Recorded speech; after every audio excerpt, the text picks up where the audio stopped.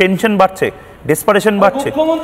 লোক না আনতে পারলে শাস্তি দেওয়া হবে তৃণমূলে। আর কি শাস্তি? যখন মাল করিয়ে আসবে তখন সেই মালের ভাগ বাটোয়ারা সে পাবে না। মানে চমৎকার সিস্টেম।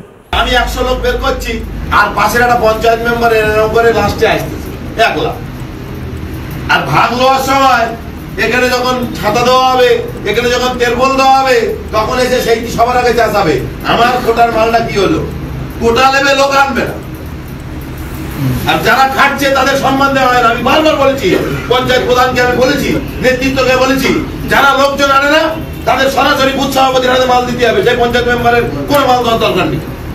যদি না পরিশ্রম করে বুথ সভাপতির হাতে মাল দিয়ে সেই বুথের লোক তুলতে হবে। তৃণমূল বোধহয় মারাত্মক টেনশনে, কারণ এই টেনশন যেটা আমি দেখতে পাচ্ছি, তৃণমূল কংগ্রেস খুব নির্দিষ্টভাবে ওই ডেডলাইন অ্যাসাইনমেন্ট দিয়ে দিচ্ছে, এত লোক আনতেই হবে। কেন এবার কি লোক কম আসার সম্ভাবনা মনে হচ্ছে?